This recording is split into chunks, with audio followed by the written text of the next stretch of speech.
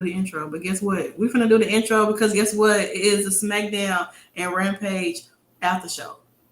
You ready, Stephanie? Yes. Oh T my. minus 1 minute.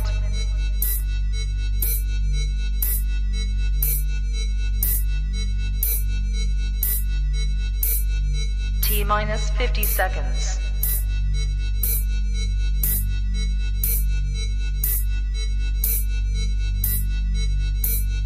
T minus 40 seconds.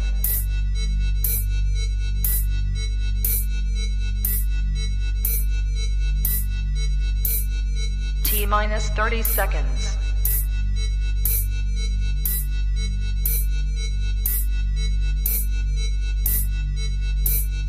T minus 20 seconds.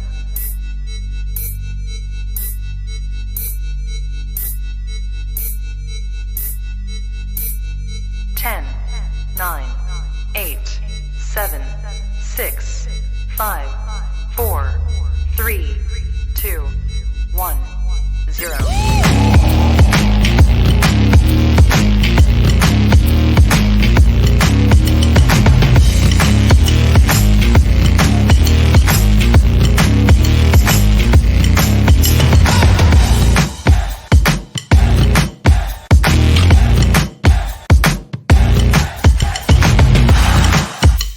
Women's Wrestling Talk, the #1 women's wrestling show on the planet. Hey, hey, hey. Welcome to Women's Wrestling Talk, the #1 women's wrestling show on the planet. And welcome to the Smackdown and Rampage after show. As usual, every Friday night, we are here to give you the lowdown on what happened on WWE SmackDown and AEW Rampage. Per usual, my name is Stephanie Hardy, host and creator of the Hardy Wrestling Podcast and voice of the Belladonna division in Gaston, Alabama. But of course, I'm not alone. I am with my special tag team partner, the beautiful and talented editor in chief of Women's Wrestling Talk, beautiful photographer, all of the above, giving you all of the salt and the pepper and the sass. Miss Drion Santana, how are you this evening? You know, Stephanie, if I was ever to be a wrestler, I would allow you to be my model Estrada. You know, if I was like Umaga or something, I let you be my ring announcer, introduce me all the time. I really Aw. would. Well, I'll be glad to do that. That would be great because I love doing intros. I'm starting to kind of find my groove with them. Like, Yeah, I just love doing intros on my show and other shows too, and just making people feel good towards the beginning. So, yeah, that's great. And I see people are going crazy in the comments already. Thank you all for joining us. they definitely Yeah, are.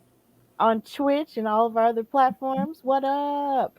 Nikki, Tam Tam, all of y'all. Welcome to the Thank derby. you. I'm screaming. Yeah, everybody's definitely going crazy. Yeah, Joseph, like we're an hour early this week because, like we said, Rampage obviously heard our prayers, like I told Stephanie, and they decided to Yes. go like 2 hours before. So I'm like, shout out to you. And I think next week they're gonna be an hour early too. So we Yes. man, so I'm not gonna say nothing else. I'm just gonna be calm, cool, and collected because I don't know. Like they may switch it up and be like, you know what, we giving y'all a little too much for to go back to a regular hour. So I might got time for that. Yes. I loved early Rampage. It came on right as I was getting off from work.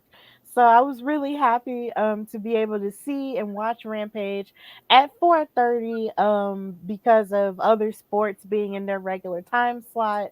But Mhm. we're going to go ahead and get started with Rampage, baby. So Rampage started with a stellar tag team matchup between Dr. Britt Baker, DMD, and Jamie Hayter, of course, against Tony Storm and Ruby Soho. And this was basically them sort of getting together, adding to sort of like the fire that they have um, headed towards the beginning of the the beginning of the Owen Hart women's tournament. So these four women decided to match up and to get together in this match to start it off. And this was a really great tag team matchup. Tony and Ruby were a really great tag team. They were able to give a whole lot of offense towards Britt Baker and Jamie, even though they had their X Factor Rebel out there and everything. It was a really good match. You saw a lot more from Britt Baker in terms of her sort of running back and forth and sort of hitting with hard hits and sling blades and everything. Like she was hitting sling blades that I don't think I had ever really seen her do it before. But I Right. thought it was really cool. And of course they tried to win the dirty way, but Ruby and Tony weren't having it and they actually came out with the win. So this was a really refreshing way to start Rampage, and I really liked it and enjoyed it. Yeah, I thought it was pretty cool to see just having the women open up the show. You know, having like Tony Storm of her caliber and then Ruby Soho, like some people let's say the ex WWE girls, you want to put it that way in other terms versus the women of AEW. And I mean, of course, Jamie Hader and Britt Baker. I mean, I know there's been a lot of motions where they kind of tease a little those two. But Britt looked a little distraught. Like she looked kind of upset at the end of the match. So I mean like have this match take place, you know, kind of it like you said, it does really get you ready for the Owen Hart tournament. I mean, there's so much to be in store. We already have the bracket, but we do know that we actually will show the bracket later on to kind of let you know who's gonna be matched with what. But you know, one person doesn't really have an opponent. We just don't know who it is yet. But we'll definitely get into that. But I thought it was a pretty good match. What a way to open it. It was really lengthy though. You know, sometimes AEW like to shorten the women's matches. But it was pretty lengthy. I'm glad they got a decent time to showcase what they getting us prepared for. Yes, most definitely. And then even after that match, you had a little bit of an encounter with I believe it was Chris Jericho who was on commentary. Mm-hmm. And he has been him and his Jericho Appreciation Society have been beefing with Eddie Kingston a little bit. And Eddie Kingston, somebody told Chris Jericho that he had a phone call. And so Mm-hmm. he answered and it was from Eddie Kingston. And of course there was an incident where Jericho had actually beat up on Eddie Kingston and said that and Kingston told him my wife of over 20 years had to watch me get had to basically help put me back together after you brutalized me. So basically get ready because once I come back, you're going to have to be put back together again. And after that, that kind of it's like it kind of shook Chris Jericho up a little bit, but he was just like, "Man, whatever. You just need to stay home, Eddie Kingston." And that was pretty interesting after that. So hey, I didn't really know exactly what that was going to bring with that, but I thought that was really interesting and could be kind of heated, but Ain't yeah. nobody worried about Eddie Kingston, okay, and all his other and all the boots that he have on at home. Nobody's worried about him with his blind ass. First of all, you don't come for Chris Jericho. You put yourself in that predicament when you decide to come for him. So now you're blind. So now your wife gotta help you put yourself back together while Chris Jericho's sitting chilling. So he needs to be worried about what could take place next because maybe his eyes won't be the only thing that gets burned. How about that? Don't come for Chris Jericho. Put me in Jericho appreciation. I appreciate Jericho 24/7, all day, every day since the '90s. So, Eddie Oh Kingston, you just Lord. got here. You and your big ankle boots. I don't want to hear none of that. Well, Stay it home. just Well, yeah, it's just like Joseph in the comments said. He said Jericho is shook, but he tried to remain professional, which he kind of did. But of course, these commentators like to play double duty and like to commentate and fight and talk smack at folks, which is something that did happen later on in the night as well. So that's pretty much what happened there.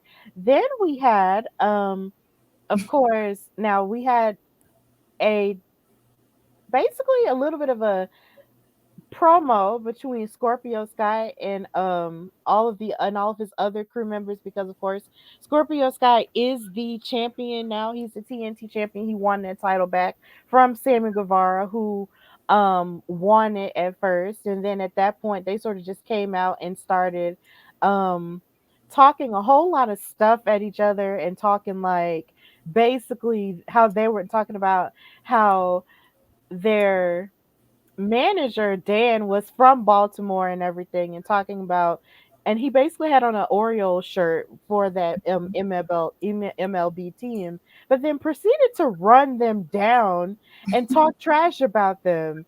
And he was just talking about like, and I was just like, bro, this is where you're from. Why are you talking about them so mean or whatever?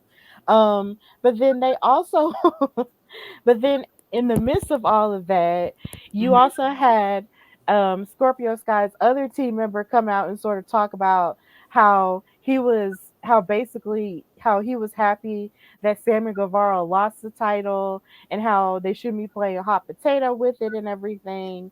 And then they also said something very controversial where Scorpio Sky had the microphone and they were, well, no, it wasn't Scorpio that said this.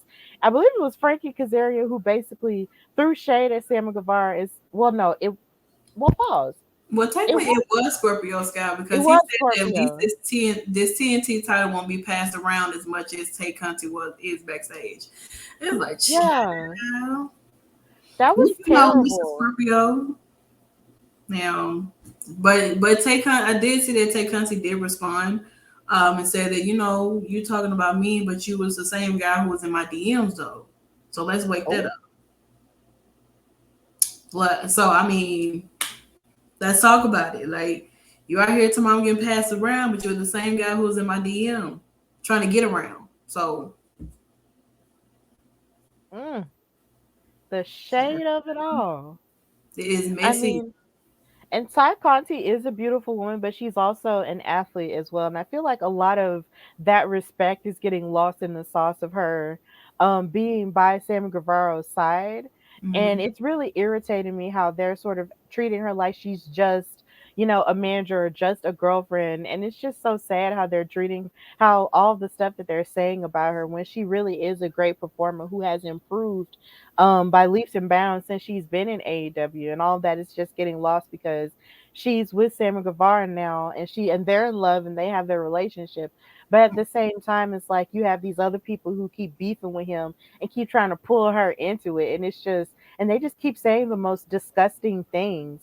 And then what I hate the most is that you got old dude talking about his daughter and everything, and I'm just like, I'm pretty sure your daughter is not going to want to to hear when she grows up to hear that her father was saying such horrible things about women. Hmm. That's not a thing that I'm pretty sure you're going to be proud to say.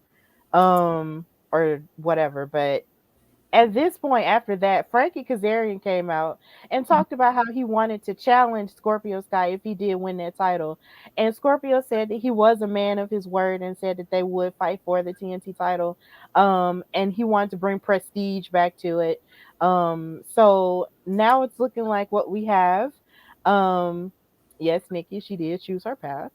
Um, it's looking like what we have next week is Scorpio Sky versus Frankie Kazarian in a very respectful TNT Championship match next Friday on Rampage. So what do you think about them being able to fight each other and having that mutual respect for each other?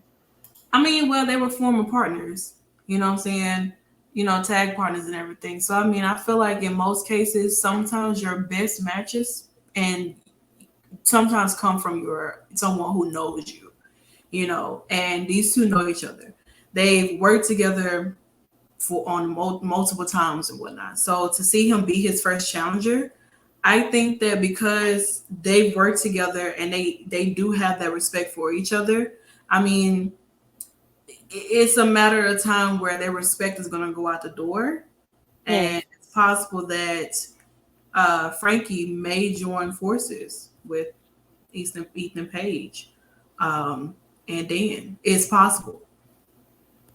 We really don't know where it's gonna kind of transpire and whatnot because Scorpio Sky is supposed to be like a heel, but it seems like he's very much babyface right now. So I don't know. Yeah, it's kind of hard to tell, but I'm pretty sure the match will be spectacular next week. Up, we got a big comment from Joseph. He says, "I think Sammy and Ty are still celebrating their weird win last Saturday when they won the AAA Mixed Tag Team Championship." Yep, they did do that. Mhm. Sammy wasn't 100%. He's still probably injured from that ladder match. Okay, thank you for that. AKA Tony Khan wants us to cheer for ATT. Mm, Yeah, seems like it. yeah. Yay, praise the Lord. I will hope that it starts at 6 p.m., an hour before SmackDown. Yes. Thank you. That's all I Yes. ask for. Nothing else. Yes, definitely. Have mercy on our Mm, staying up souls and just consider taking us right. um consider your show being early more and more with each passing day.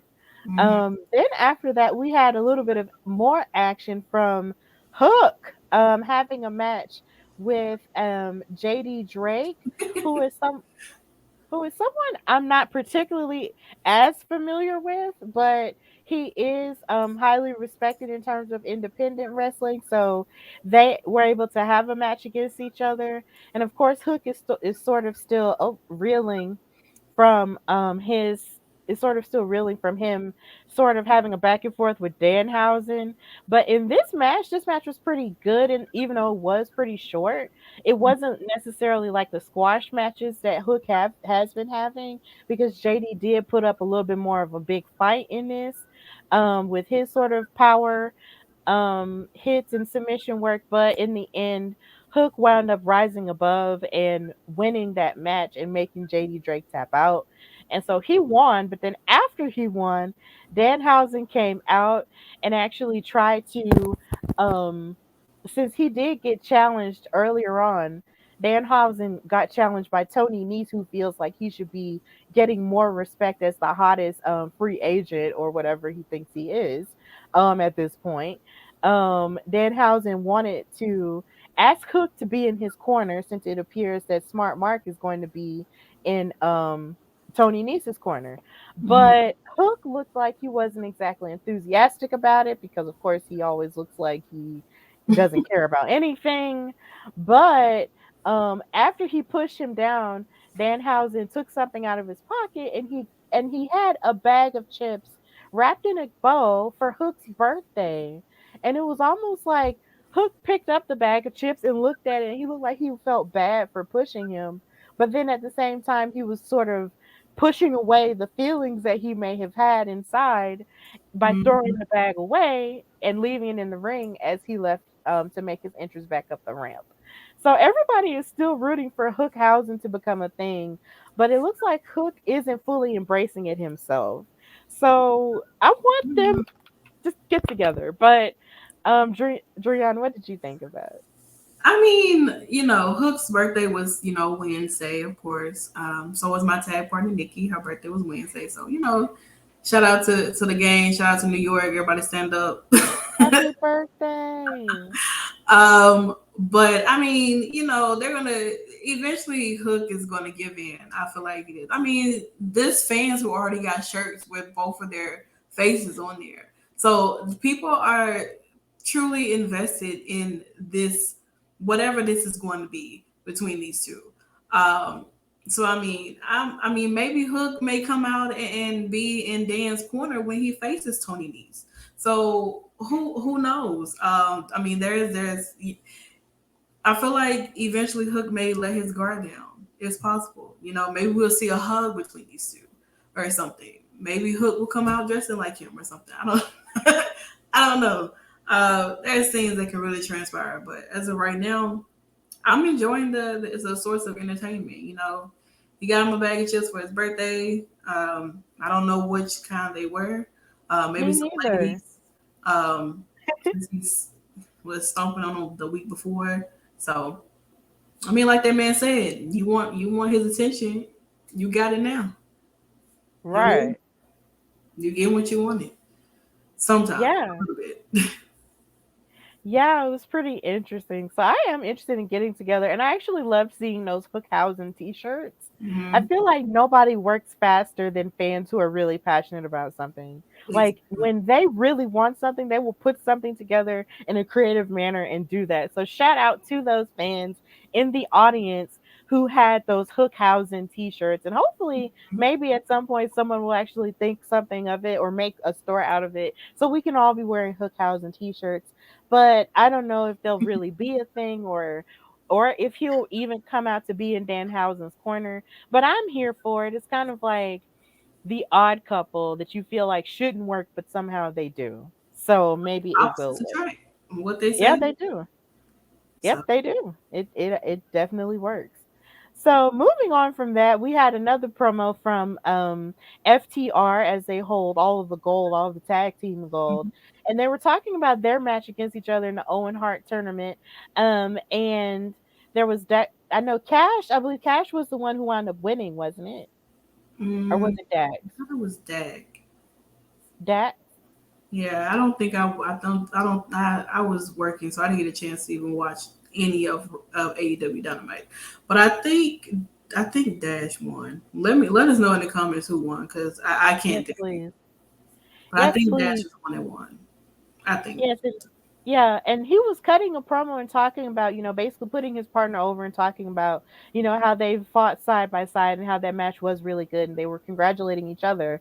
Mhm. But the one who basically Dax was talking a whole lot of trash at Adam Cole because of course they're set to face off in the Owen Hart tournament and he is bound and determined, to prove himself in that tournament because him and Owen Hart had a little bit more of a connection than someone like Adam Cole who he did give respect to as a wrestler, but doesn't respect as a person.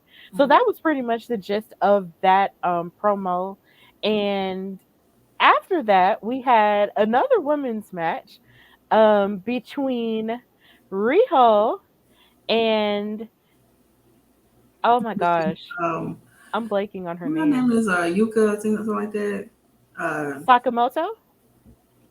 it's some Saka I something. I don't I know. believe is Yuki Sakamoto. It's one of them. Maybe. I It's I believe. just know it's YUKA. That's all I do know. Yeah, and they were calling her the magical one, but I really feel like her name is Yuki Sakamoto because I remember I feel like I don't know, I just feel like that was maybe that's along the lines of what it was. But they were also competing they were also competing in the match and it was just really good. Like Mhm. I'm not necessarily as exposed to the Japanese style of women's wrestling, as I should. There are more people who are more well versed in Japanese women's wrestling, Mhm. but oh my gosh, it was a really good match that I enjoyed. Um I was sort of it looked like it was so funny because Riho came back out after her injury that she sustained in her match with Britt Baker and she Mhm. was dressed in black gear and a lot of and on commentary they were wondering, if she was having a change in attitude, but it looked like really nothing about her, really changed all that much in terms of how she wrestled or her attitude or none of that. Like I guess she just wanted to wear a different color, which Mhm. there's nothing wrong She's with worn that. it before when she was holding the AEW Women's World Title. She's worn black before when she was holding that title. So maybe it was just like Okay. kind of going back into just showing that okay, well I've worn something like this before. Let me showcase it off, just get fans talking, and I mean it worked. People were ecstatic to see Riho make her return. And of course she ended up going over. So I mean, it was nice to see her come back. She's been out for a minute. Yeah, and this match was really really good. I was definitely impressed by the opponent as she was utilizing the top rope and flipping and doing cartwheels on the ropes and everything. I thought that was one of the coolest things I'd ever seen. Like that was really new to me, and I really enjoyed watching her sort of utilize the ring to her advantage in that way. Like she was flipping on it with the ease of someone who would do a cartwheel like on the ground. Mm-hmm. I That mean, was you just like I said, like I've watched some Japanese wrestling recently, and those girls are different. They are. They do some amazing moves. They're high flyers, and yet they can be technical. Um, they all have like just their own world of characters and Japanese strong style. So I mean, it is nice to see it being incorporated over into like the American world and American TV, where people who may not have seen them before or watching of their matches are able to be introduced to their style of wrestling and actually be accepted. Yeah, it was great. I really enjoyed it. But Riho did wind up winning. Mm-hmm. So that was a pretty good victory for her. in terms of that. So now she is going forward in the Owen Hart Women's Tournament as well. So I believe this is probably a good place to start talking about the tournament in a sense. Mhm. Yeah. Okay. So now that the brackets have been set for the Owen Hart Women's Tournament, Mhm. we have Riho and Ruby Soho who are going to fight in the quarterfinal next week. And then we also have, well, no, that's the men's bracket. Oh gosh. So on the female bracket, we have Toni Storm who's going to face off against Jamie Hayter. We have Riho who's fighting Ruby Soho, like I said earlier. Red Velvet who is fighting Hikaru Shida, and then you have Dr. Britt Baker DMD facing off against a Joker. So Mhm. that is a mystery woman. We do not yet know who that is. We Right. don't have any clue, but I'm pretty sure whoever is chosen to be the Joker, it's gonna be big. It Who has do to you be. think it could be? Uh, let's see. I mean, it has to be somebody like big for that to transpire, like for them to be the Joker. But my thing is that if you have someone be the Joker, like, does that automatically just mean that whoever the Joker is, they're going to be the person to win this match? It's kind of hard to say.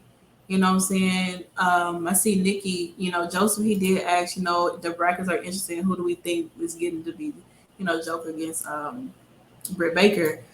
Nikki dropped some people. Deanna, Yes. Chelsea Green, Athena is a good one. Mia Yim is a really good one because we really haven't seen much of her. Probably Nixon, Athena or Mia Yim. Mhm. Jordan Grace is a really, really good one. Yeah. Wouldn't use a TNA knockout as a Joker. Uh, what I don't think that's necessarily true. I don't know. Like, I just feel like whoever the Joker is, it could be somebody big. It could be somebody that's just not big at all, or just I don't know. Maybe it's Rebel. Or maybe who I would love for it to be, even though she did lose the match to not qualify. I would love it to be Willow. I wouldn't mind it being Willow. Willow Nightingale, dang it. Make her the Joker. That would be nice. It really would. She's gonna kill Britt Baker. I'm sorry. She's gonna run through Britt. She might Oh, I not win, love her. but she's gonna run through Britt. But I mean, I feel like whoever the Joker could be. I mean, of course, yeah, them folks are not checking for Mickey James. It could be. You never know. If Mickey James probably AEW, I will laugh. I will laugh. Okay, like Why? I will crackle because it's like Mickey, girl, you is everywhere. I tell you that. She is the It would icon. be wild, to see how the fans of AEW will react to hearing hardcore country. Um, but I mean, as of right now, it could be somebody just over on the indies, that they bring along, and so on and so forth. Of course, we know it won't be any of the new releases from WWE. We do know that. But I mean, I don't know. Like, I just feel like whoever it is gonna have a great matchup with Britt. Hell, it could be Nyla Rose. Yeah, you never Um, know. you honestly just really, really don't know. You don't. Um, Joseph said that would be the biggest case of hell freezing over. I'm sorry, and a fan of Mickey James. Yikes. He also said it honestly could be a case where they want Dr. Britt at least in the semifinal, and it could be a job you don't know. It could be. Bobby thinks that maybe the Joker is Athena. It's possible. Mhm. Um, we really, she's kind of been on the indies and whatnot. You just when it comes with these jokers and whatnot, sometimes they're predictable, but as of right now, really can't predict exactly who it could be. You really can't. There hasn't been really much of a talking going on or whatever, or anything of that nature. So I mean, I will be excited to see whoever it is when the times come for Britt to have her match against whoever the Joker's gonna be. Yeah, definitely. You just got to live in the element of surprise. Don't read any spoilers. Don't mess it up for anybody else.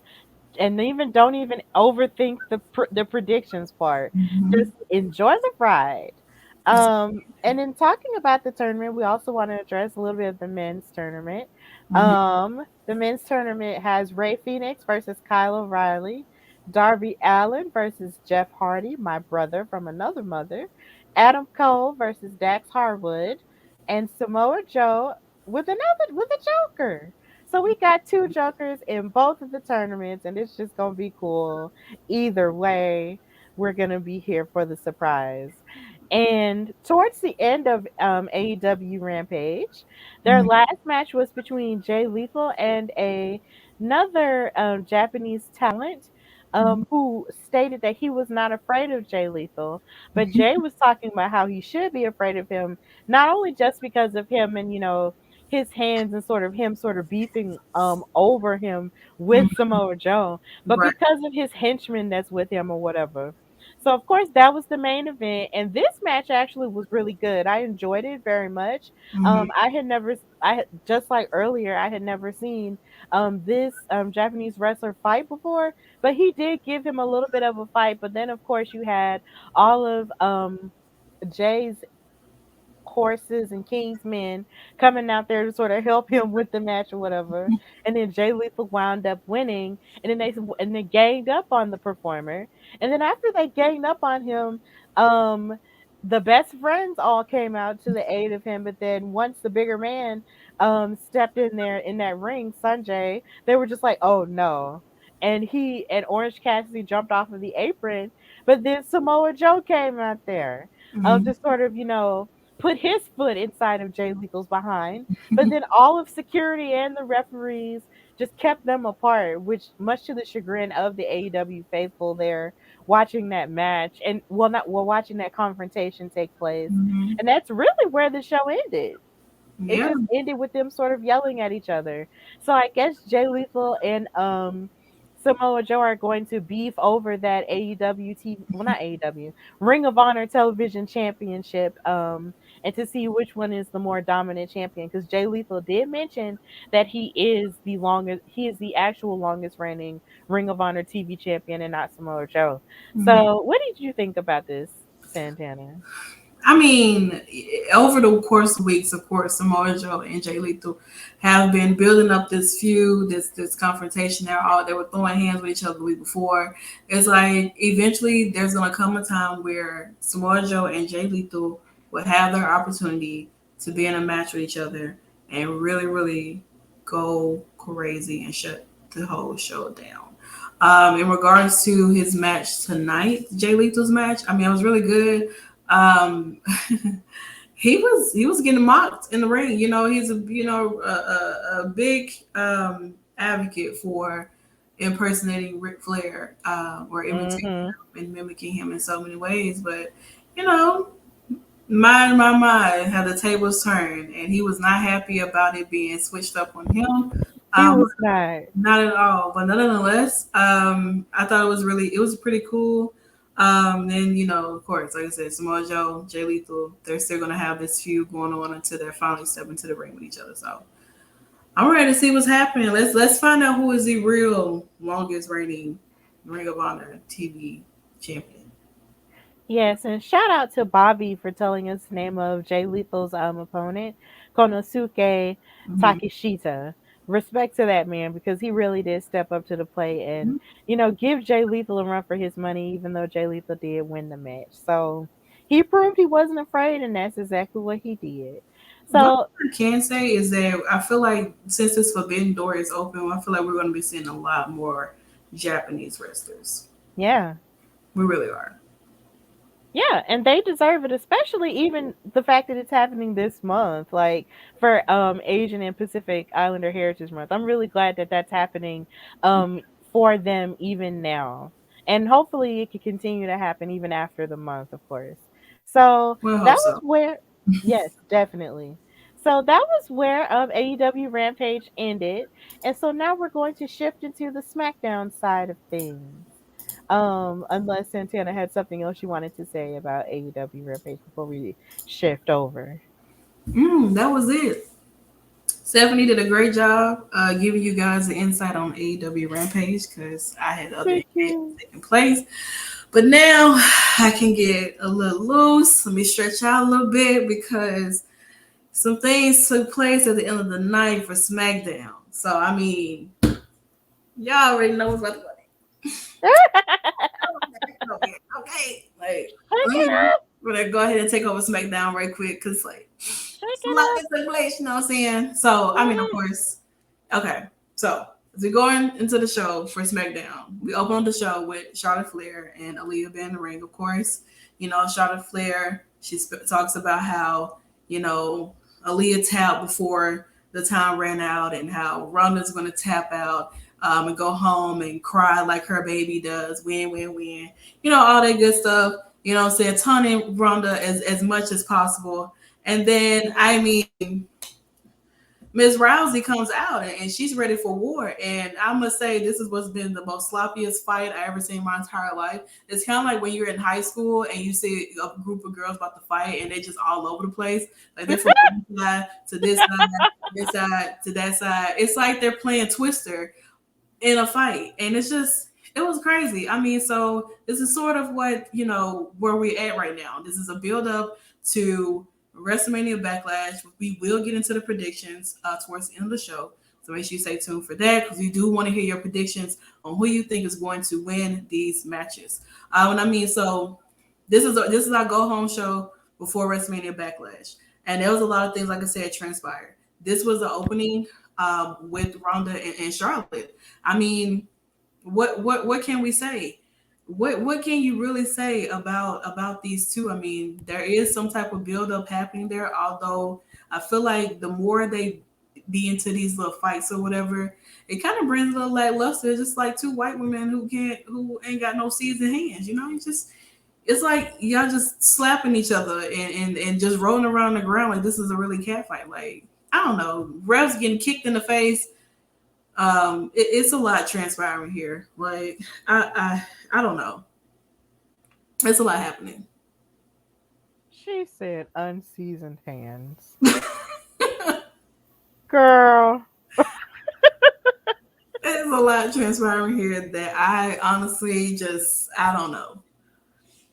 I mean, they were rolling all around and fighting each other, and it was just like, dang, like they're really just, to me, I was into it, like they're really scrapping and everything. But Mhm. I felt sorry for poor Aaliyah because it's like, of course, you know, her and Charlotte were supposed to wrestle, but it was almost like Charlotte just looked over her and just ignored her. And then Ronda just came out to be disrespectful of her after she fought and beat up on Aaliyah, and then they beat up on each other, and everybody was breaking them apart and everything. Like, it was just a lot.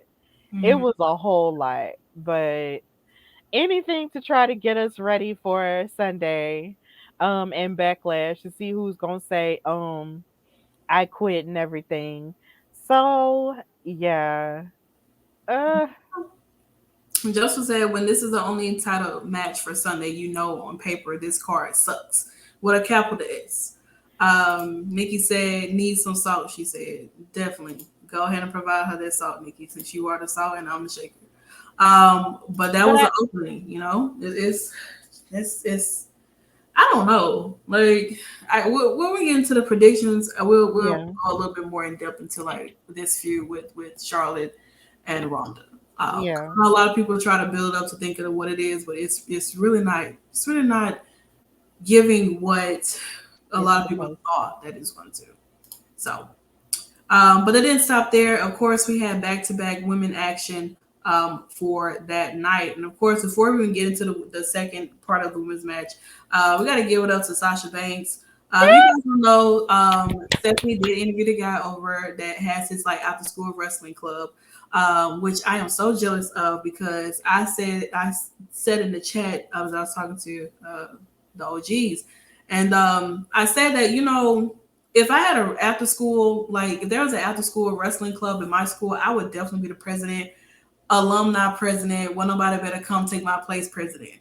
Like, I Me think this too. is so golden, and you have a group of black kids, you know what I'm saying, who love wrestling. Well, love wrestling, enjoy probably going to school to watch wrestling.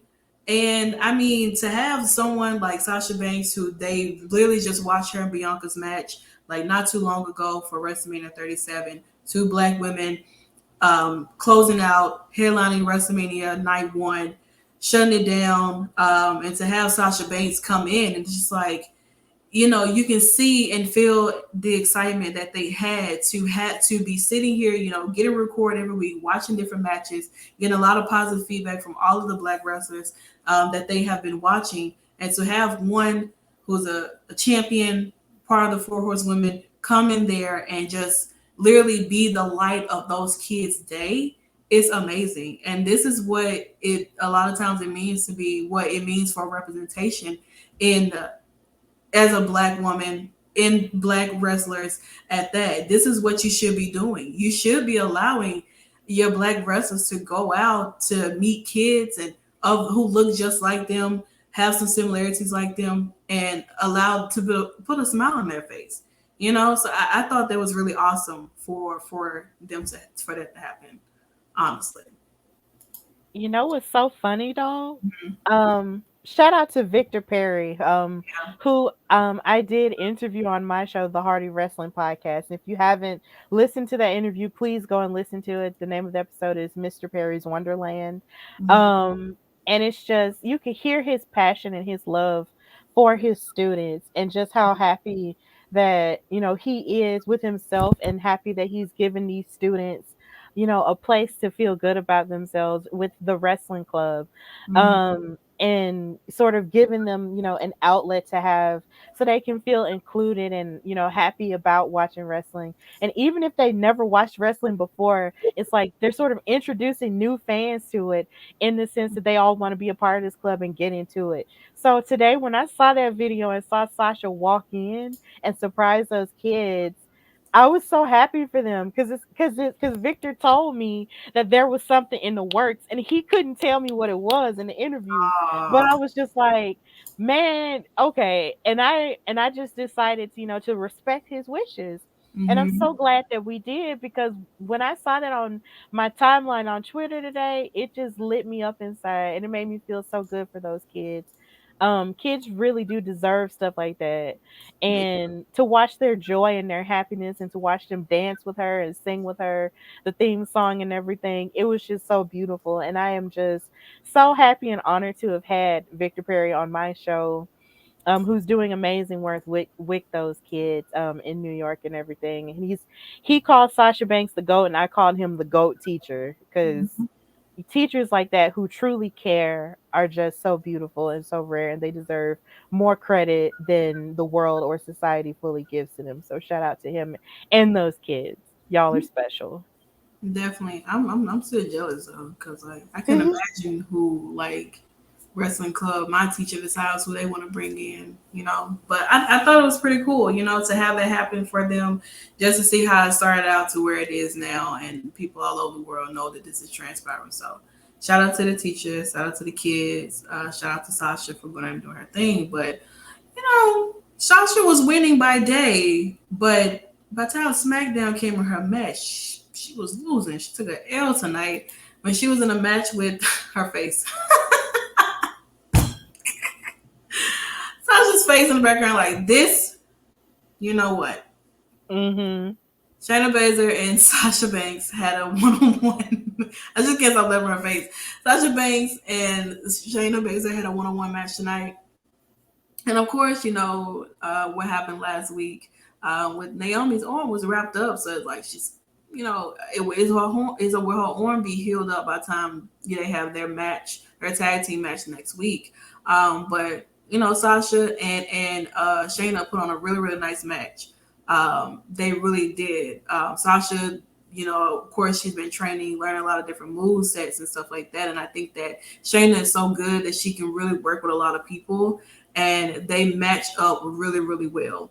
And of course, Natty tried to get involved multiple times. Pat McAfee being your homegirl, hyping you up while you being that girl up or whatever in the corner, you know what I'm saying, doing his team part. But I mean, it was pretty good, but you know, Sasha lost dirty due to Natty basically holding Shayna's, legs while she's pinning Sasha. So it's just like,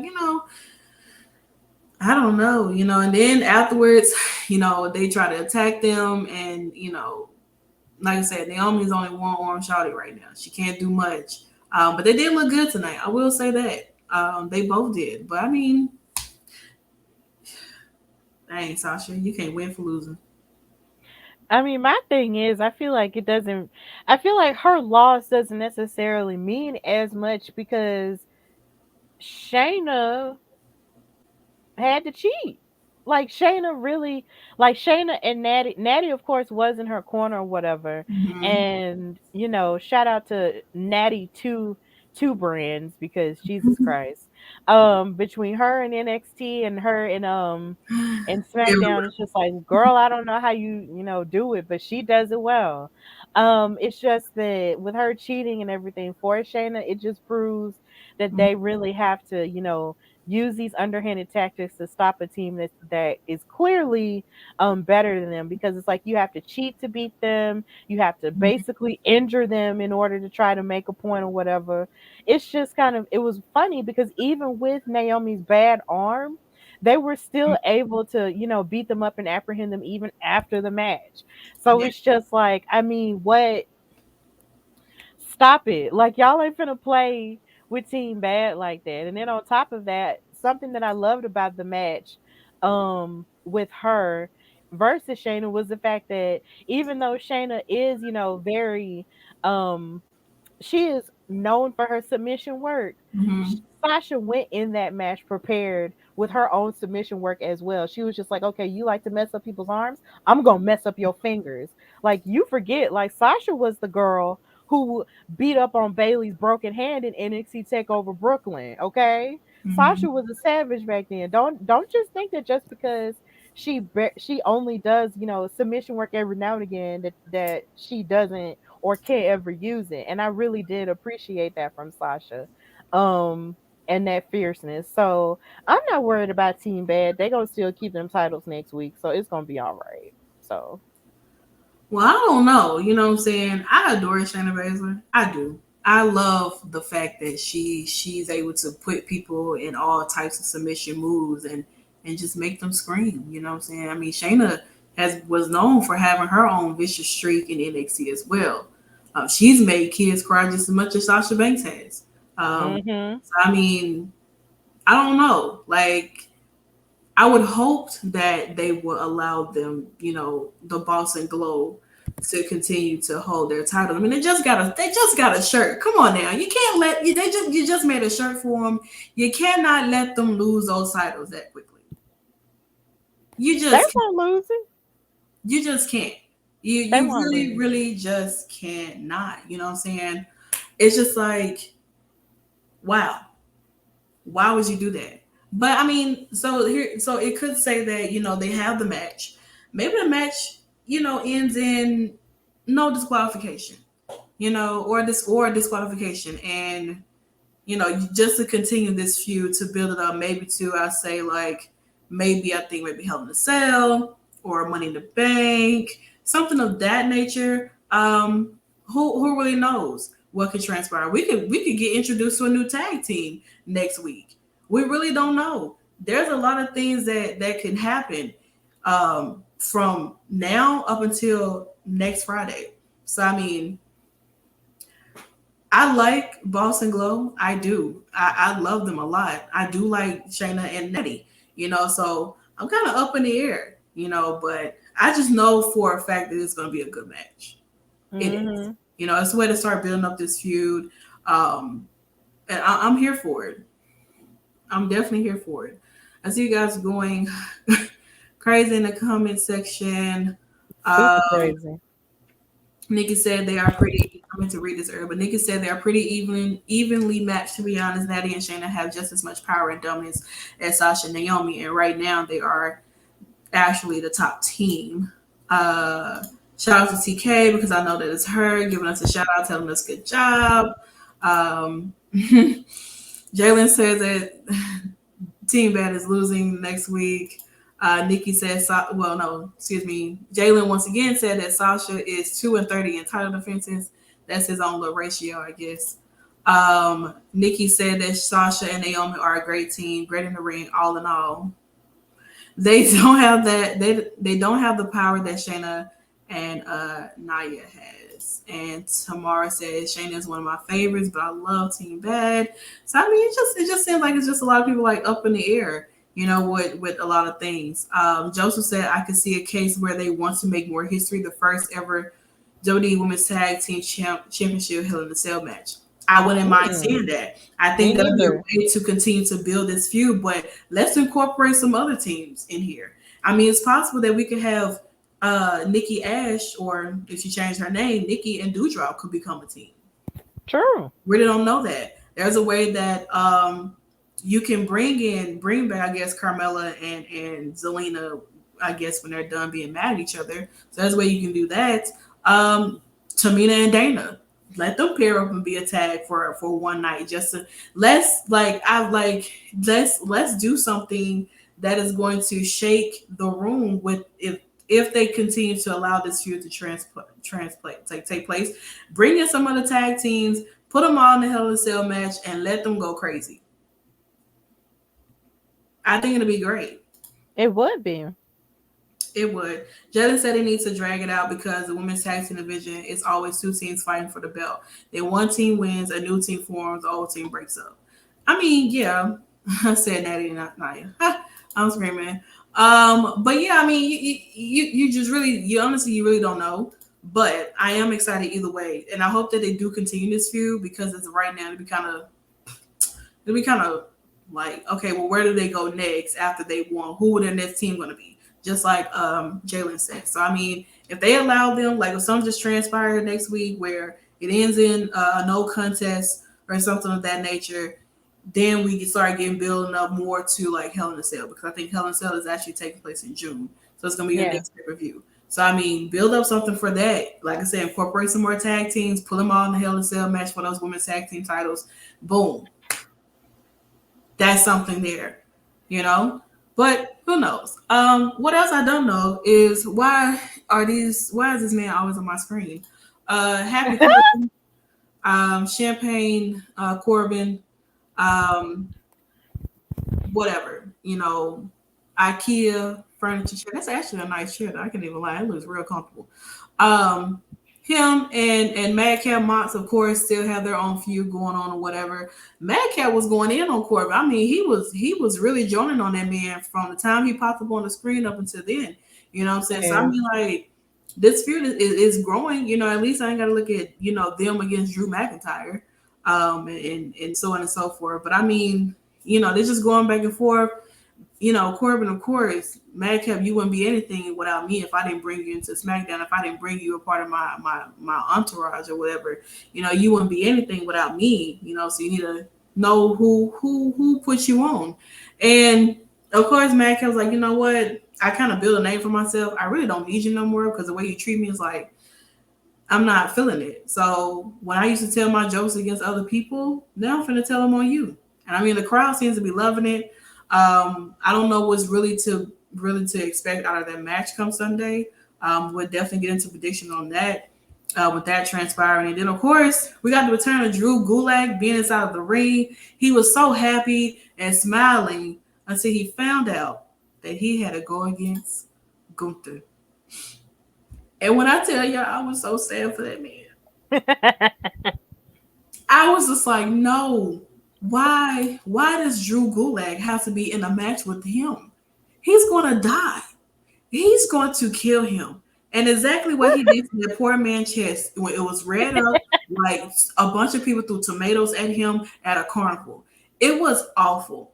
Like, Drew had no offense whatsoever. I feel like this was really just a beatdown that you give a pedestrian on GTA. You just walk past, you just beat him up. That's exactly what took place in this match between Gunther and Drew Gulak. And this is like, come on now. Drew Gulak is an amazing wrestler. He's extremely talented.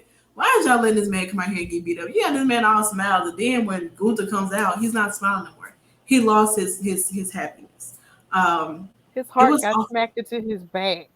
Yeah, I don't think he has a heart anymore. I think it fell out into the crowd somewhere, and somebody picked it up so that they can go to the ER and reattach it. Because obviously the nigga was, like I said, dead, Oh my dead goodness. to the ground, dead to the bone. Listen, Nikki, you already know I can care less about Happy Corbin, so I know.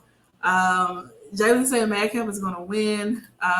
He also said Drew Gulak got put in the pack. Definitely.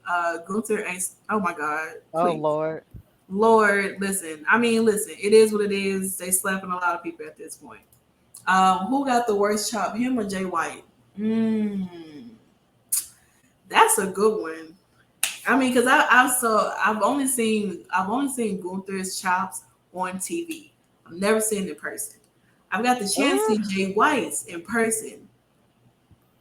I didn't know whether to feel bad or happy or mad at the fact that it wasn't me. So, but that is a married man now, and so I am mourning. I've been mourning all morning at the fact oh. that it's just I don't want to talk about it. It's so sad. Santana. Jay It's White is a okay. married man, and I did not know about it until today, and I am mad. I am so upset because Santana. I should have been the first one on the list, Lou. Santana. I can't believe he would do me like this on national television in front of I, all these people, Lord. I just can't. I just cannot. This is how you I, gonna do me on a Friday while I'm at work. You wanna break this news to me, but I ain't gonna get into it. I'm gonna save all my comments for tomorrow because he does have a match at Undersea. So that's my Oscar moment for that time. So here we are. Um, all right. Come on, Carrie. Come on, Carrie Bradshaw. just a little bit, just a little bit. But I do feel like Gunther does have like crazy chops, but Jay White does, so I can't really say. I can't really say. Joseph said this was my bathroom break. Maybe there wasn't a local talent that couldn't get fined, but their butt handed to them by Gunther. Maybe so. Yeah. Oh my God, Jalen, please.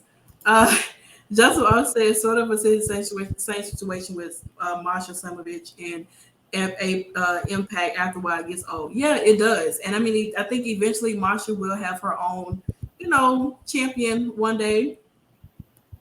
She may stop, being in all this stuff. You're right. Tomorrow I still do have Mellow. So I'm And you still still have P. I do well.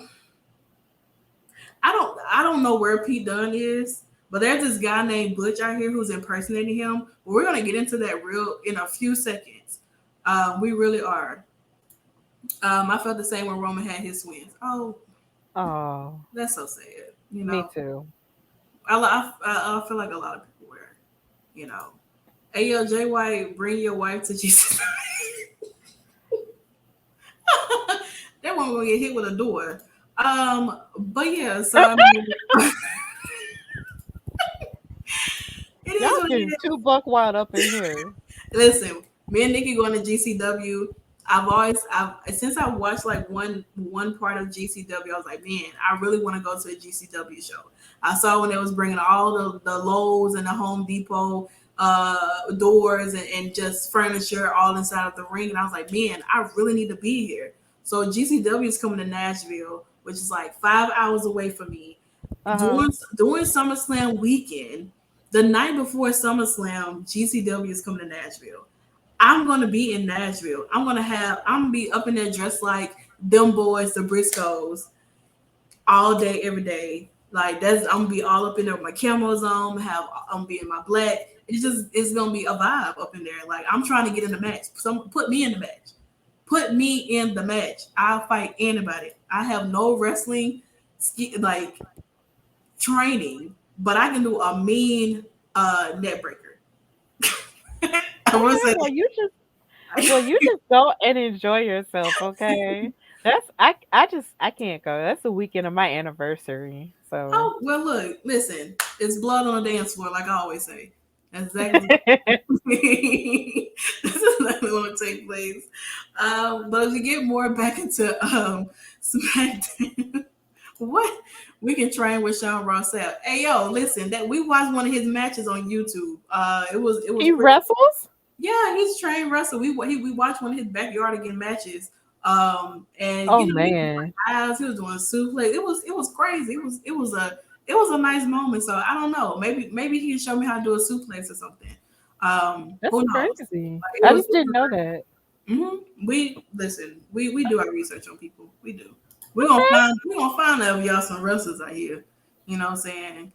We really are. But let's jump back into SmackDown before we got a little distracted and I had my Oscar moment. So and scene. All right.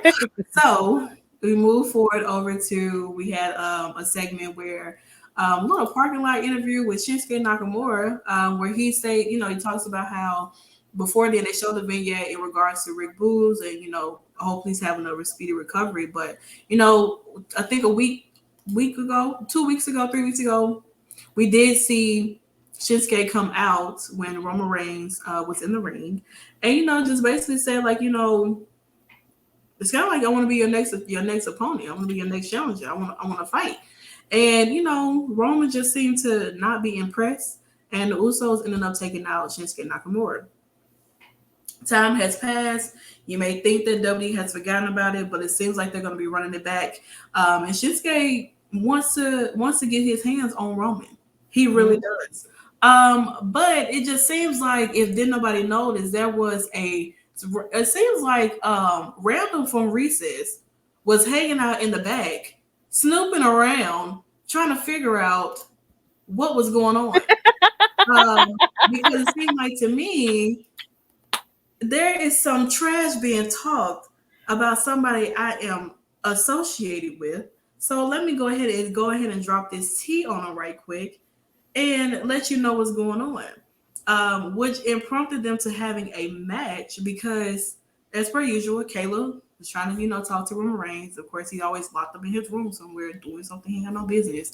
And of course, Paul Heyman decides he want to pop up, and does his usual kiss on Kelly nerves, says she's flirting with him, all this and that. Sami Zayn pops up. Seems like Paul got a little upset because it's like, don't leave me with him. And it's like, well, That you was might so want to funny. listen because he got some news for you. Just so fact that Shinsuke wants to come after your tribal chief.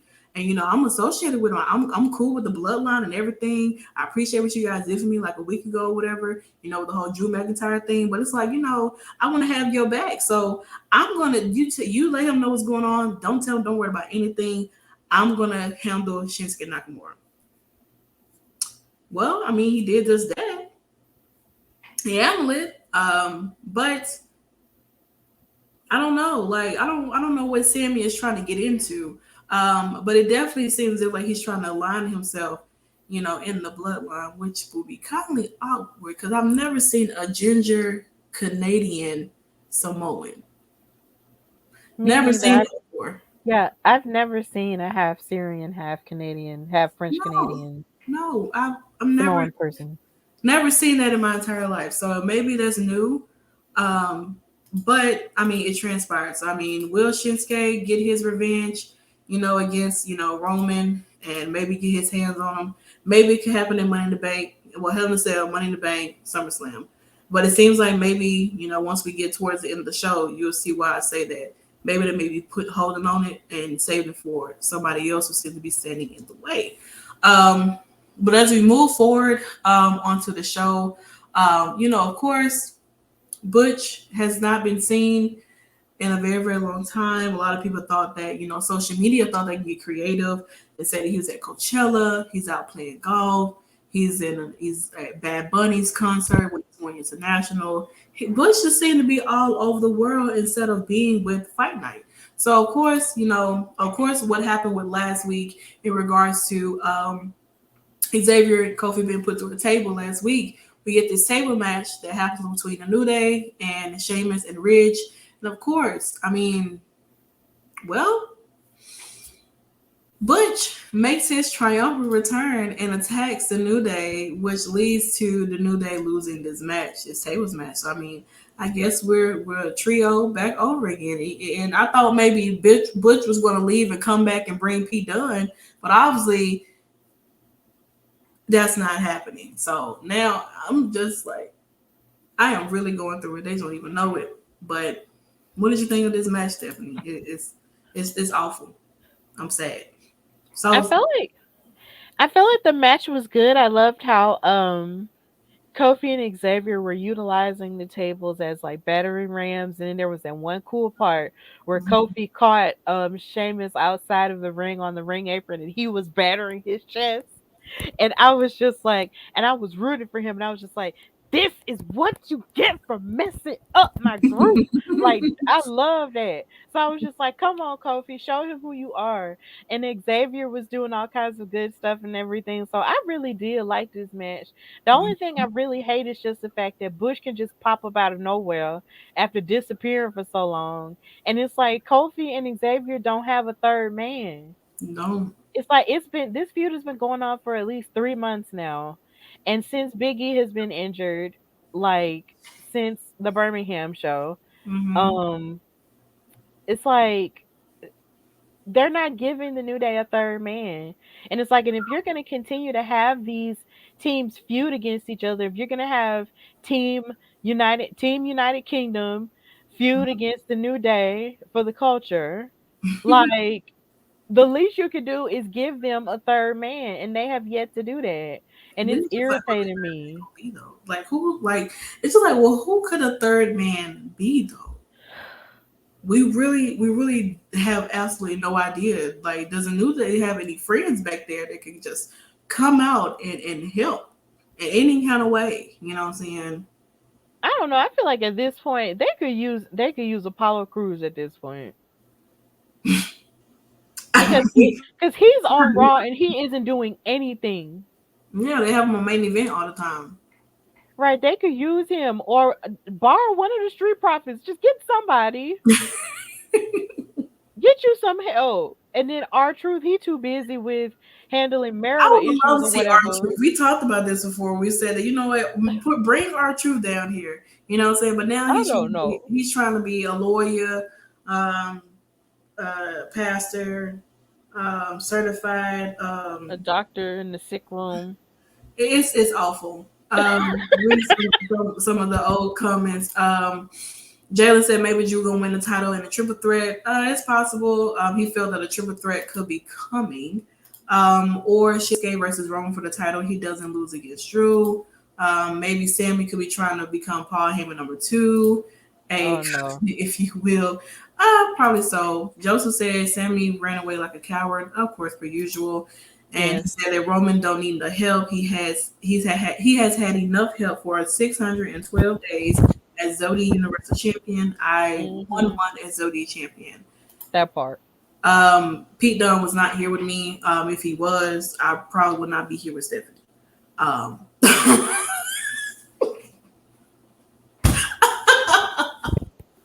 Santana. I do apologize in advance. What? I'm getting my fingers broken. I'm trying to get them back together. You know, sometimes when you type on the computer a lot, you need like a chiropractor. And Pete Dunne is great for breaking the hands to get me back right. You know, Is it really the hands you're worried about? I gotta be able to, utilize them, right? Or we Let's went move on. or we went on no hands. Okay. Joseph said it was Lord Joseph said it was a good tables match, which it was. I think it's very entertaining. It's the new day without Big E. Yeah, and it seems like they kind of been refraining from calling them the New Day because Big E is not there. Because Big E is not there. But it is what it is. And of course, couldn't end the night without seeing, the woman who made her triumphant return tonight instead of being on our screens. Lacey Evans is back, you guys, and she has made it known that she is going to be Lita 2.0 with her gear, and she's coming for that SmackDown Women's Champion. So I hope you guys are ready and prepared because this is a new improved Lacey Evans, and she's coming for that title. Which honestly, I feel like she's going to do a whole swivel on everybody and be like, you know what? I tricked y'all to thinking that all this stuff happened, da da da. And it's like, boom, here we go. Lita Evans. That's what it is. Mm, That's her new name. Lita Evans is back, ladies and gentlemen. yeah, that was a little bit weird for me because even after her story, Mm-hmm. that she told about her tryout and her, going forth and still doing the match and everything. Mm-hmm. Samantha Irvin, shout out to her, announced her coming out. Yeah. And she actually announced for the people to sort of rise and show your respect.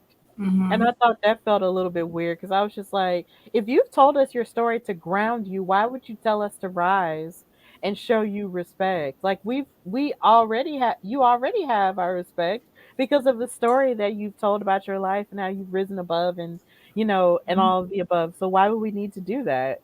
Um I told and I y'all. thought she was gonna come out and fight, but she didn't. But I mean, I appreciate her, telling her stories of everything that she's had to rise above because clearly she has had to rise above a lot. But it's just, I'm laughing at Nikki. She's crazy. I can't. yeah, but it's just, I'm ready for her. I think it's funny how she never did have an opportunity to fully, feud for a women's title, but Right. now she is. Mm-hmm. So, I mean, if this is what it's going to take, then so be it. But I do think it would be funny if Charlotte didn't lose the Mm-hmm. title and then they wind up having a feud again like they did before Lacey had to leave for a pregnancy. I mean, But well, I don't Lacey know. got pregnant, in actuality, Lacey was supposed to beat Charlotte and become Yeah. champion. So maybe they just decided they want to run this story back again. Who knows? They might run it back if Charlotte wins on Sunday. They definitely might run it back. Who knows? But does it mean that whoever wins this match on Sunday doesn't mean that Lacey Evans just jumps right back into a title picture? Does she have to work her way back up in order to be taken seriously as a champion? Who knows? Yeah. So, I mean, I'm excited to see what's going to take place with her. Hopefully, it's not something that's all, shits and giggles and stuff like that. Um, Nikki said that's true. You have to be Charlotte. Beating Ronda is mad. Beating Charlotte, opportunity taken and completed. Sammy said, I read somewhere Lacey is going to win Money in the Bank. Oh, over Liv Morgan? That's sad. Is Look, that really sad to you though? no, Okay. not at I all. thought that's been established. Okay. No, not at all. I could care less. But a lot of people do. A lot of people are pinning for her to win. Let's be honest. A lot of people do feel like she does deserve to win. I felt like she should have won last year, but they gave it to a superhero, Yeah. what who isn't even at the top of the game no more. She's a struggling superhero trying to find her way back to learn how to fly again. Um, and With Dewdrop. yeah, I mean, maybe Dewdrop can convert her back to insanity. Um, I would hope so, but who knows? Who really knows? Now, if Lil don't win this year, that's terrible. I don't know. Maybe so. As we go into closing out the show for the night, of course,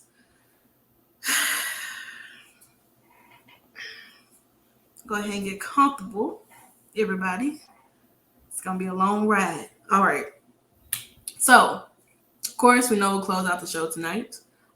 We had RK Bro and Drew McIntyre inside of the ring first to have their face off against the Bloodline. And of course, per usual, as always, there's always a lot of jokes cracking and so on and so forth. There was a lot of acknowledging, Randy because he has thick thighs or whatever, and all this other stuff that they just had going on. Just like acknowledge. Riddle brought out the giraffes and stuff tonight, so it's just like it was just a lot of let's pick on Roman. Let's Yes. jump on his acknowledgement thing that he does. And Drew was like, acknowledging the fact that I think that Roman Reigns is a piece of crap. Some crowd cheered, some crowd booed. It's a little 50-50-ish. I guess you know where I was. Mm. And then, of course, the bloodline came out, and we got what we needed, our face to face. The bloodline, Drew, RK Bro, Riddle. We can't tell the Usos apart either. Wait, I did not see this sign. that's hilarious. Well, come on now. Y'all know Jimmy is the one with the half red, half black. And of course, Jay has the mullet. He's the much smaller ones. We established this. We know them apart. That's just sound racist. But I mean, of course, we got the face off tonight, and it happened. We got what we are getting a build up to WrestleMania Backlash with these 6 competitors, and I mean, of course, a lot of people wanted it to be a winner takes all. But if that winner takes all takes place, it feels as if like RK Bro would have probably lost those titles. Let's be honest. But they switched it up and they changed it, so now it's just a 6-man tag match happening at WrestleMania Backlash. But like I said, stay tuned. We're going to get into those predictions real soon. I see you guys going like a look crazy in the comment section. Ronda will make Charlotte Flair say I quit. Right? Liv is not winning. I'm sorry. I don't know what's going on. Listen, Drew has some thick thighs. Okay. Joseph said Nikki Ash hasn't been relevant since she dropped the title to Charlotte every SummerSlam because CM Punk showed up at AEW answered back. Yeah, it was a little promo with RK Bro and Drew. That was going real crazy. It was all about let's make Roman look stupid because he is the teacher's pet. Haha.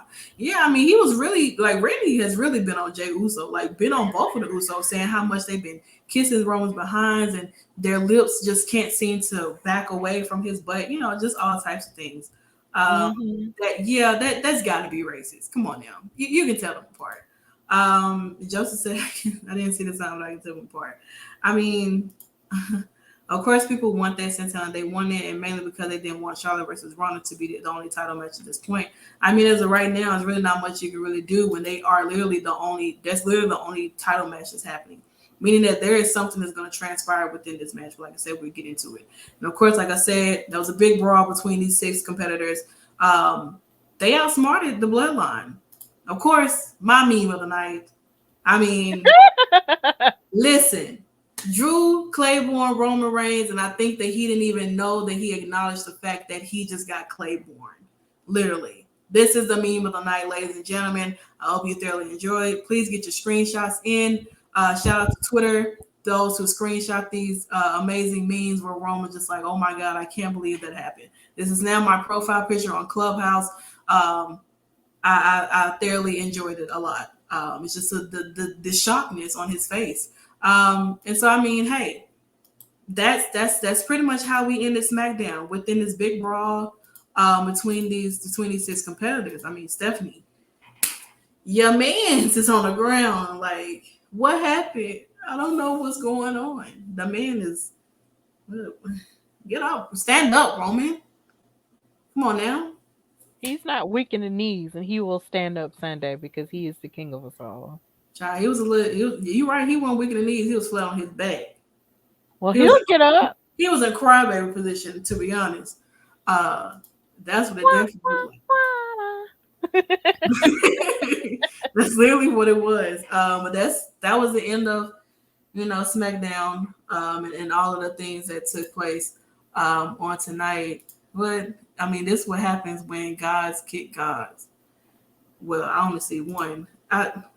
Girl, all right, Nikki. I'm not gonna do this. I'm not gonna do this with you. But let's go ahead and dive into our predictions for WrestleMania Backlash. The match is really not that long.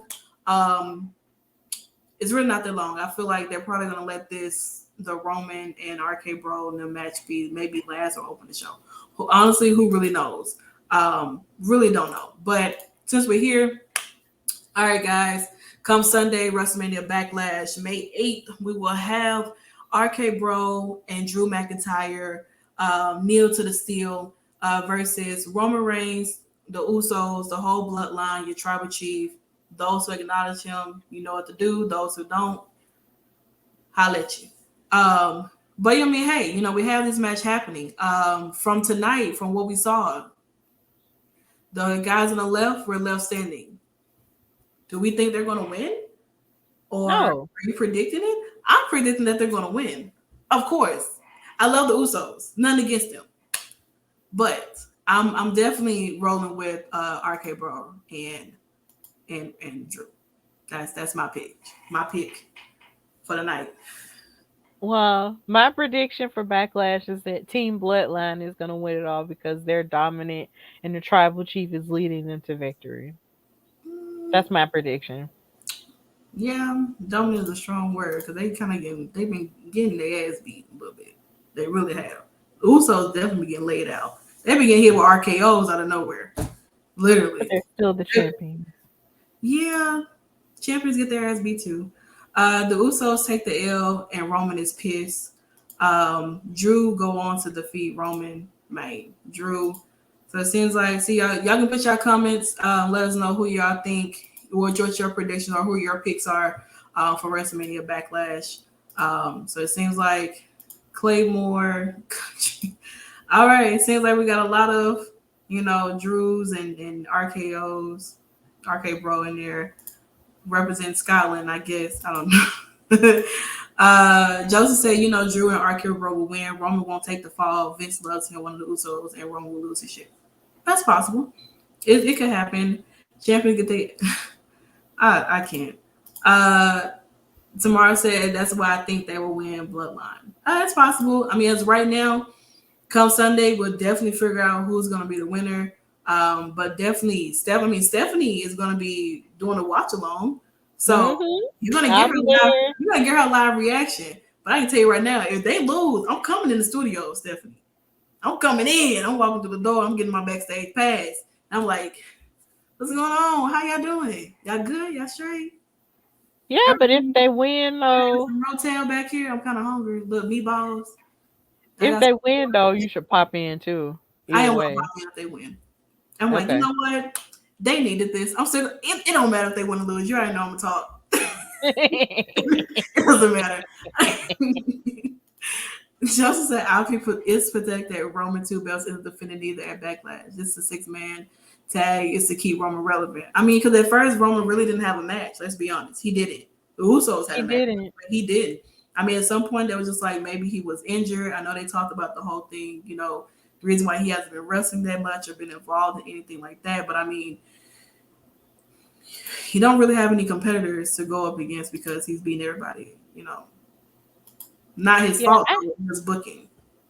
Yeah, I was very disappointed when they turned it into a 6-man tag and it wasn't for all the marbles because they were really talking about like they were really strong, Mm-hmm. at first when they were talking about, RK Bro versus the Usos, to Mm-hmm. unify the titles or whatever. And I was just like, okay, so if they add Roman to this then, Drew was teaming up with RK Bro, then he could challenge him as a former champion and take, and make it for all the marbles, but they didn't do Yeah. that. So No, they didn't. That's cool. Stephanie part of watch along. Yep, Stephanie and I think Al is y'all gonna be doing a watch along together.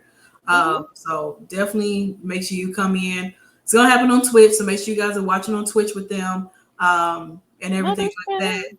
So yeah, I mean, look, it's gonna be crazy. Sammy says they said Vince wants to have Roman defend a stadium show, and what was the purpose of unifying the belts? I don't know. There's really like Jalen said there's not enough tag teams, which there are not. Obviously, there's going to be rotation going on, but it's not that many tag teams. So, it is what it is. As we move on to, of course, Madcap Moss versus Happy Corbin. I'm going with Madcap Moss. I don't care for neither one of them or this match, but for the sake of pretending like I care, I'm just gonna go with Madcap Moss. Let me know. Let us know in the comments what you guys think. Who is your pick to win for this match between Madcap Moss and Happy Corbin? Yeah, my pick is I feel like Madcap Moss might win this one. Mm-hmm. But I wouldn't necessarily be surprised if he lost either. Yeah. But I'm gonna go with Madcap Moss. Okay. Jalen said Madcap. Nikki, of course, Happy Corbin. I love you so much. Almond G, Happy Corbin. Uh, Faints. A lot of Madcaps in the chat as well as on the stage right now. Thank you guys for joining the audience. You know what I'm saying? I treat this like this is a panel at a convention, and everybody just want to come here and listen to us talk. So that's how it is. That's exactly how it is. So seems like everybody's pretty much going for Madcap, except for Nikki, of course, the oddball per usual. It is what it is. Madcap, of course.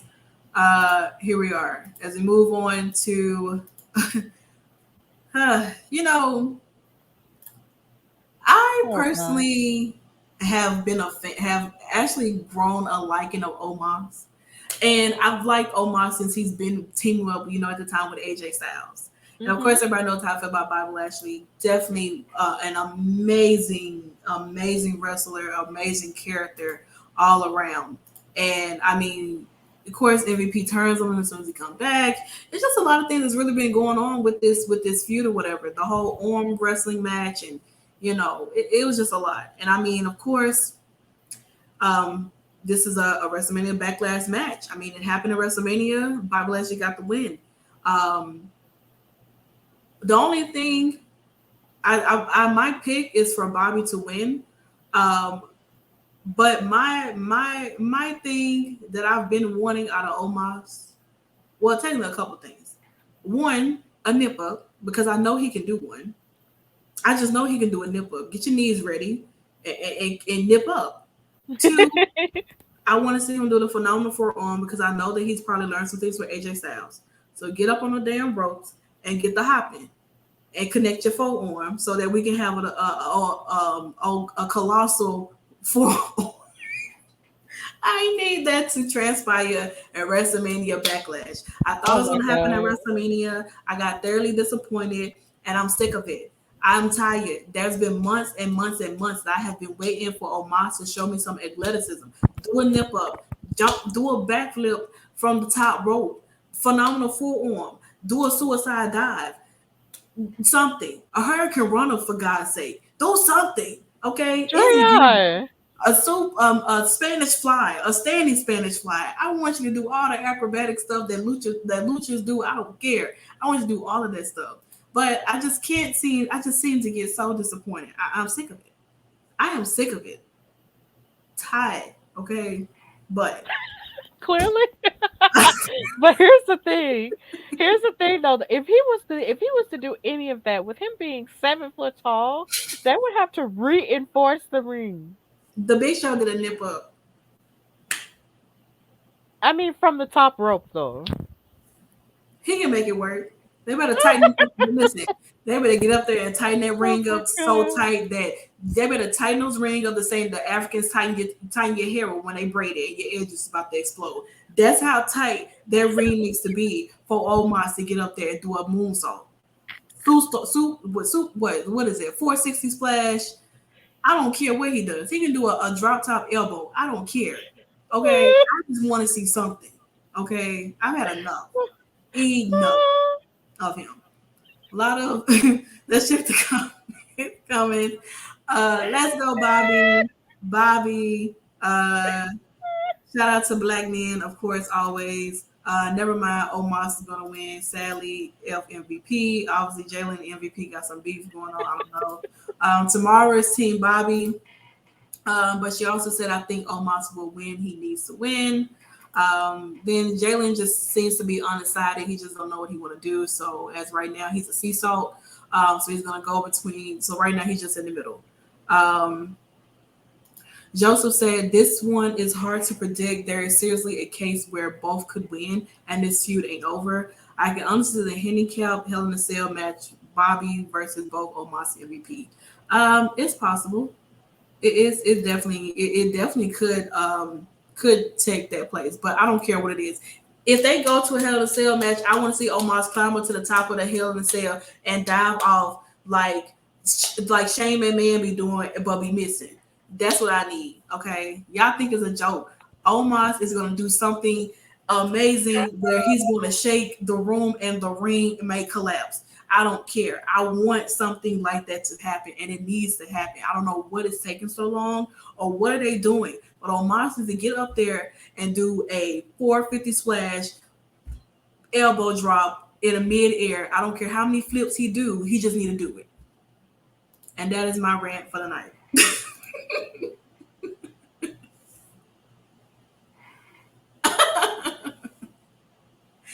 I know. I've been going on about this since I've seen Omos get in the ring. 450 Sad. splash. First, I stopped. I started at the nip up. I've been sadly disappointed. Saying. I want a phenomenal forearm. Saying. Can't seem to get that. Saying. I wanted that man to give me at least a 619. Can't even get that. Saying. I can't get nothing. Stop it. I can't get Stop anything. it. We Nothing have at other all. matches to discuss. I know. I'm sorry. It just irks my nerve. Okay, next we I have. haven't even given my prediction for this match. Go ahead. Go ahead. I'm My gonna. prediction is I feel like Omos is going to win because he has a lot of momentum on his side. I feel like Omos is gonna win. I Mhm. just I just really feel like he's gonna win because he just has a whole lot of momentum and MVP by his side. And I feel like Bobby is, hungry in a Mhm. sense, but he's already defeated Omos before on WrestleMania. Mhm. So I just really feel like Omos has a lot more to prove. So I'm predicting Omos. Okay, so Omos is gonna win, and he's gonna get up like Shawn Michaels do after he does that. After he does that clothesline, and he nips up. All right, Yes. that's gonna be it. All right, so we move on to, of course, the rematch that's gonna take place. Cody Rhodes, who returned at WrestleMania, is gonna take on, of course, the Visionary, the Architect, the Drip God, the Drip King, the Drip Me Down Boy, of course, Seth freaking Rollins. Cody Rhodes has won up on Seth Rollins, but Seth and Cody's feud has been building up for a minute. You know what I'm saying? Like since WrestleMania, I think Seth is not over it yet. And I mean, come WrestleMania Backlash, I don't even think this feud will really be over. Honestly, they may go to Hell in a Cell. There's a lot of feuds that is happening here that may not end here and continue to happen. So I mean, I think this time I'm gonna go. I went with Seth the first time, but I'm still gonna go with Seth anyway because it needs to be 1-1. It needs to be even at least. Because I feel like if Cody wins again, Seth is gonna just keep coming after him. He is until he gets his win. I feel like maybe that's what we need to see out of Seth Rollins. hmm Because Seth has been so sure of himself for such a long period of time Yeah. that maybe my prediction is Cody. That maybe if Cody does win this match and he's 2-0 with Seth Rollins, and maybe we do need to see that type of behavior out of Seth where he's, sort of chasing something like a rabid dog. hmm Because Seth has been so sure of himself for such a long time. He's been like the prodigy. He's always been tapped as if, he's the next big thing. And he has hmm been a lot of the big things that he's been trained up to be. Yeah. So it's just like maybe we do need to see a side of Seth Rollins that is hungry because we've seen the hmm side of Seth that's gotten everything. We need to see him be hungry again. So maybe if he loses to Cody, and if he does continue to go after him, it'll only be even more entertaining. I just think that maybe Seth, if he does lose, I think Seth may like go on a whole different dark side of things. Like And maybe because that's of the the fact that he's plan. losing. Yeah. Because of the fact he lost twice back to back in your good clothes. You got beat up in your Mother's Day outfit this week. So it's just like, what do you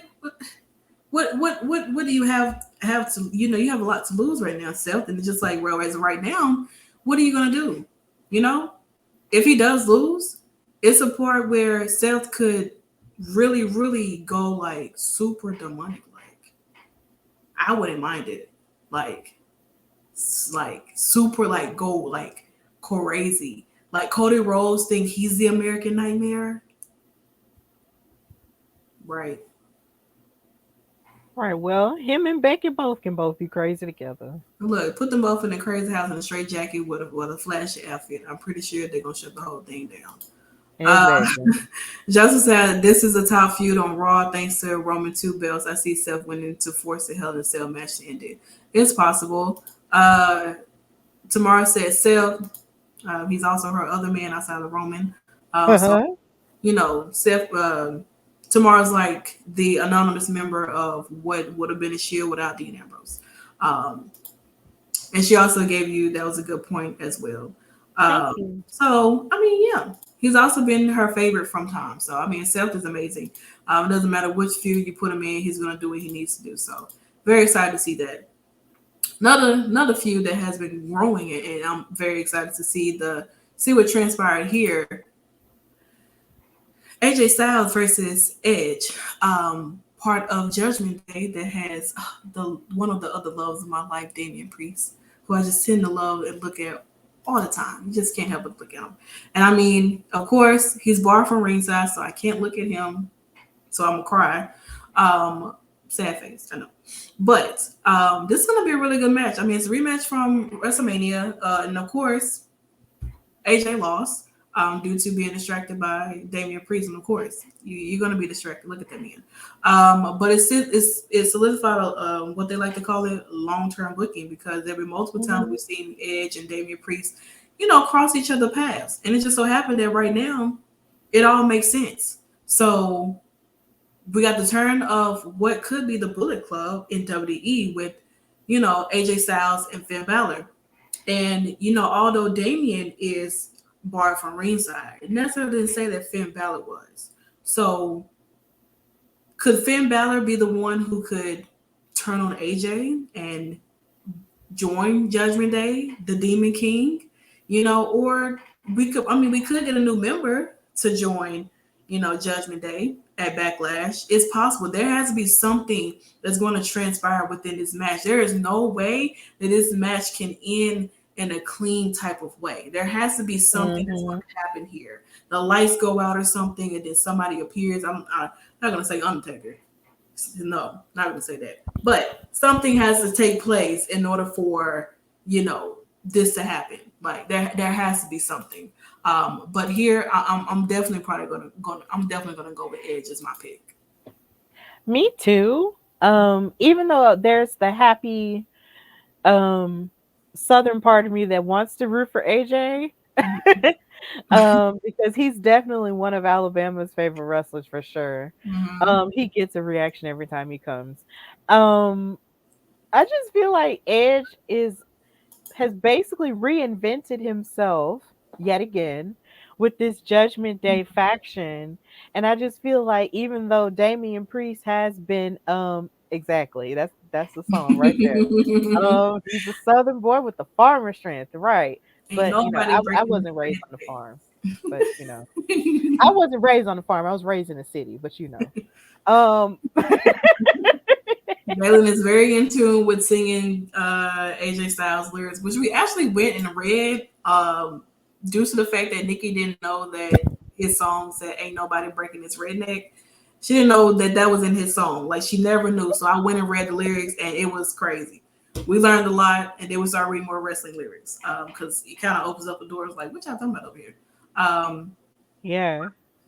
I don't But know. like I was saying, like a part of me wants to root for AJ so bad, but then I just feel like Edge is he has so much good momentum with his Judgment Day crew.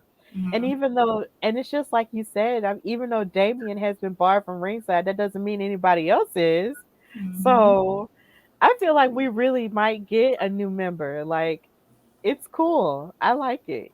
So I really feel like Edge might win. I mean, yeah, that's possible. Sam thinks it could be Alexa Bliss. Oh, it could be. It could be. I personally want Rhea to be up in there. I feel like Oh, me too. Rhea would be a good look up in there. I know they've been making some fan creations like having Edge, Damien, Rhea, and Tommaso Ciampa in there, who's been Oh. attacking one of my other guys, Mustafa Ali, that I'm not pleased with. Stop! What are you doing? So I mean, there's possible that he could, you know, join them, or at this time, you really don't know. They only got two people. So, I mean, I think Rhea will be great. I think she will fit perfectly with them, especially with her going heel now. I think she would be the perfect woman to be a part of this. As far as like who the last person would be, I mean, they can have multiple people. I mean, you can throw in Tommaso Ciampa up in there, and you can throw in Finn Balor. I'm going to give it to them. Right. I really wish that Butch didn't come. Well, Pete Dunne didn't come onto the main roster until Judgment Day happened. I feel like Pete Dunne would have been great to be a part of Judgment Day. Yes. Maybe he would have dyed his hair black or something. he done with black hair, awesome book. Like it'll definitely bring out his eyes. EF. But but as we move on to our last prediction of the night, of course, like we spoke about earlier, Charlotte Flair will be defending her SmackDown Women's Champion against none other than a woman that she beat at WrestleMania, Ronda Rousey, in an I Quit match. And of course, I know discussions has been hot about this. I mean, I know for a fact, like I said, the feud really doesn't have. It's been lacking a lot of luster. There's been a lot of botches, a lot of sloppiness going on. It just seems like they're trying, but it's just something that's just not working. In the beginning when they first had their own interaction, and like the first time of Ronda's run, it was pretty. I guess because it was new to us, that sometimes we really didn't pay attention to much of the detail. Now that we're kind of familiarized with her and know who she is, we're starting to really notice a lot of the sloppiness or a lot of things that's really transpired between these two. I just think the first go around, it was great, it was nice. WrestleMania match, it was not the best. It was awful. It was a lot of botches. It was a lot of things taking place in that match. It just seemed like it was really off, and there was nothing really connected there. They have a second chance to do this right with this I Quit match. We really don't know who's going to win. Charlotte could retain her title. Ronda could become a new SmackDown Women's Champion. We really don't know. For me, not much of the biggest fan of either of them. But if I have to say, if I want to continue to see somebody on my screen who I feel like I just know is going to do what they need to do and not, I guess, bore me out, I would probably stick with Charlotte Flair. And that's my pick. It's hard for me to pick because there are so many different ways they can go. Because with Charlotte Flair, still a champion, if she were to leave Backlash and make Ronda say I quit, it's like there's still so many feuds that she could have, but then at the same time, it's like she sort of fought everyone and sort of beaten everyone. So it's really not that much she would have left, unless, of course, she goes into a program or something with Raquel or something. But then with Ronda, if she becomes champion, they're going to give off the impression that she's going to run through everybody until she runs into the big bad again. So it's hard to choose exactly who would win, who I would want to win, because a part of the fangirl in me wants Ronda to win simply because she lost at WrestleMania. But then I just don't want it to be at the expense of the other women. Right.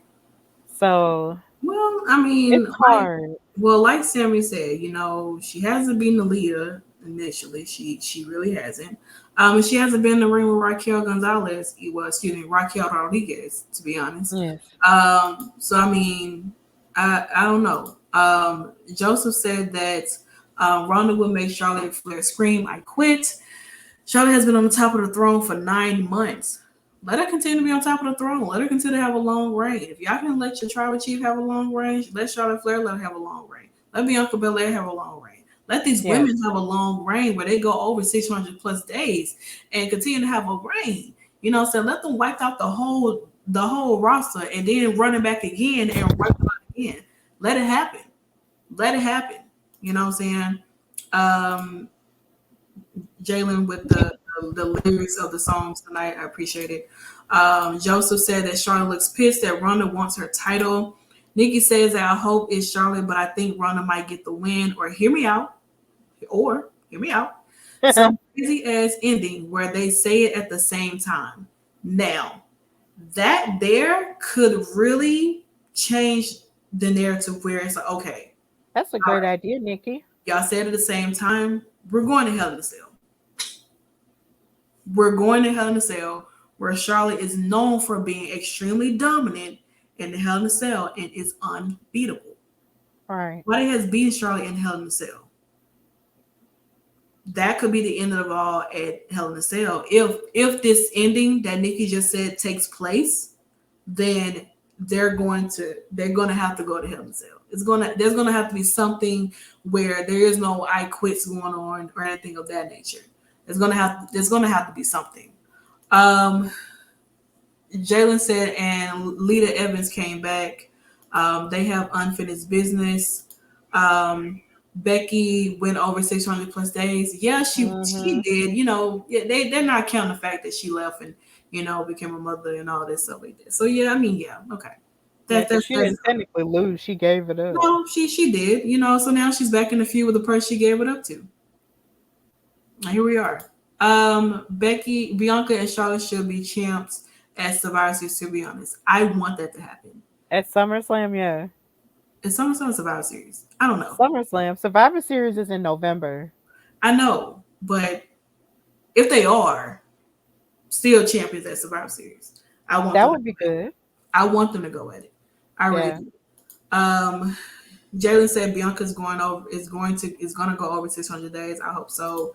They're going to Hell in a Cell regardless. Nikki said Ronda getting the victory over Charlotte would make up for the WrestleMania loss. And then Charlotte won the first Hell in a Cell, the first women's Hell in a Cell, and has returned. This could be the moment. That could be the moment. Um, Mhm. it's possible. Yeah, I can see Charlotte wanting Hell in a Cell. She forced to scream out quits. The SS is for both, to be honest. Okay, so SummerSlam and Exactly. you can't be putting double S's like that because I'm automatically going to think of Survivor Series immediately. I'm not gonna even think of SummerSlam. I'm going straight to Survivor Series because Survivor Series is one of my favorite um, pay-per-views. Love Survivor Series. I don't care how much lackluster it may have gotten, but I love Survivor Series. But yeah, so Yeah, I I mean, was. yeah. Yeah, I was just thinking SummerSlam because that was the more recent one that's coming up. Yeah, I think it should be for both of them. I really do, but I definitely Yeah. don't mind seeing Charlotte and Bianca in the match. They had one on Raw that time; it got ruined, but it was still a hell of a match. We've seen them on NXT have a match; it was really good. So to see two champions, I want to see the back and forth on the mic happen. But yeah, so I mean, like I said, this match here, we don't necessarily know exactly where it's going to be at. We don't know if it's going to be the main event, mid card, or if it's going to be opening up the show. We really have absolutely no idea, but what we do know is that this is the only match that has a title match involved. That's it. Nobody else is defending their title. This is the only title match that we're having for WrestleMania Backlash, which kind of makes this card a little bit lackluster, but still, I'm definitely going to be tuned in to watch what's happening because, of course, like I said, Stephanie and Al will be holding it down for the WrestleMania Backlash watch along. So make sure you guys come to Twitch and watch it with them because, I mean, it's going to be a lot of reactions going on. I'm excited to see. And then, of course, after the fact, the Salt Shakers will be holding it down for the WrestleMania Backlash Aftershow. And anybody who want to join, we're welcome to have you. We really are. We're open door policy. We don't mind people popping up on us. Just get ready to pop off when it's time to talk about these matches and everything that transpired. But yeah, I mean, that was the end of SmackDown. Of course, Rampage starts again next week at an earlier hour. We are getting fed, Stephanie. They don't even know it, but I know Yeah. they're going to go back eventually. But yeah, I want to give everybody a shout out in the comments who is in here with us since the beginning. You guys know it's getting a little late, but we about to go ahead and get on out of here. Shout out to Jalen, Nikki, Tamara, Joseph, of course, Sammy, Bobby. You guys are in here like from the beginning up until the end, hanging out with us on this Friday when you guys could have been doing anything else. So thank you guys so much for joining us. Stephanie, let everyone know where they can follow you at. And of course, I mean, Stephanie and Katrina definitely held down for NXT 2.0 and NXT UK. So make sure every Thursday you guys do come here. If you want to know, I know you guys been asking about the whole NXT thing every time we come on here. So I was like, we're going to get NXT? We're going to NXT. Now you have it. So you better show up for NXT 2.0 and NXT UK because Stephanie and Katrina is definitely holding down on that. I just be in the comments every time I talk about Carmella Hayes. You already know where to find me. In the comments, supporting per usual. And even when they talk about UK, so there's some dope girls over there as well. They're definitely doing their thing over there. So Stephanie, let everyone know where they can follow you at, and so on and so forth. Well, yeah, you can follow me, your girl Stephanie Hardy, on Instagram and Twitter at Queen Steph Hardy. And of course, you can follow my show, The Hardy Wrestling Podcast, on Instagram at Hardy Wrestling Podcast and on Twitter at Hardy Wrestle Pod. please check out our Backlash watch along with Al here at Women's Wrestling Talk on Twitch. And also, like she said, please check out our NXT 2.0 and NXT UK after show with Katrina Blake every Thursday at 7 Eastern, 6 Central on Twitch as well. So yeah, we're about to get it cracking. Of course. It's the beginning of May. Of course, you guys will know May is Asian Pacific Islander Heritage Month. Our writer's team has done an amazing job with, we're only on day 6. Today, we dropped Dakota Kai, of course, because today is her birthday. So happy birthday, Dakota. We've been dropping since Sunday of last week. So make sure you guys go read the articles, repost, share, comment, whatever it is, like blow up the articles and so on and so forth. Our writers team, like as always, does an amazing job when it comes to doing these projects and stuff like that. Next month, me and Nikki have been in conversation. We do have something like really, really special for Pride Month. We really do have something really special. So definitely be tuned for that. If you support, LGBTQIA community, you definitely want to stay tuned to see what we have or what we're going to be preparing for that. Even Sam is included. I want to include some more of the people who want to be a part of it, who support it, and stuff like that, to be a part. So, we got a lot going on that we're going to be preparing for, just kind of getting all the kinks and stuff together, finalizing the graph. I've been working on some graphs that's going to they look pretty nice, you know what I'm saying? I do my little thing when it comes to little graphics sometimes. So, I feel like this one's going to be my favorite one to do, because I feel like it's just going to be absolutely amazing. It's going to be unexpected. It's something that nobody's really doing anyway, So why not shed light on our wrestlers who are, part of the LGBTQIA community? Why not? Yes. Women's Wrestling Talk is going to do it. So we celebrate everybody. No matter what your heritage is, gender, religion, all that. So we celebrate everybody. So definitely make sure you stay tuned for that. Like I said, we got articles dropping every day up until 31st, where you meet the final boss. If you don't know who the final boss is, you're definitely going to find out exactly who the final boss is when we close out this month. Make sure you come back tomorrow, because we do have the Impact Under Siege post show. Me and Nikki will be holding it down on there. Nikki is going to Under Siege Impact, so make sure you guys, she's going to get some live footage at Women's Wrestling Talk, as well as doing some tweeting as well. And we're going to go ahead and do the post show too. And then come Sunday, of course, like I said, we got a bunch of things happening on Sunday. Probably Turnbuckle Glam, WrestleMania Backlash watch along, and then of course, like I said, the after show. So Sunday is a really big day. It's a lot of things that's happening. So make sure you guys come back to Twitch. This is where we exclusively are for Women's Wrestling Talk. We're here on Twitch. We're taking over on Twitch. So once again, thank you guys so much for joining us on tonight. I know it's the next day for some of you guys, but for us, it's 11. But we're going to go ahead and close it out, because I have to get up early in the morning. It's Mother's Day weekend, so happy Mother's Day to all the mothers out there, all the kids who are out there celebrating their mothers, and those who have lost a mother. Still, shout out to you, you know what I'm saying? Sending lots of love and prayers to you who are going to be spending Mother's Day without a mother. So shout out to you guys as well, doing your thing. You guys can follow me on Google, because that's where you can find me at. Of course, Drian Santana. If you spell my name right, you're going to find me. In regards to my photography thing, like Stephanie said, because I kind of dabble in that a little bit. Make sure you guys follow my photography page, Muse by Santana. You'll find my Instagram there too. We got a lot of things that I'm going to be cooking up over there too. So once again, thank you guys so much for joining us, and we will see you guys next week at an early time again, because AEW seems to like us a little bit. Bye, y'all. Bye. Women's Wrestling Talk, the #1 women's wrestling show on the planet.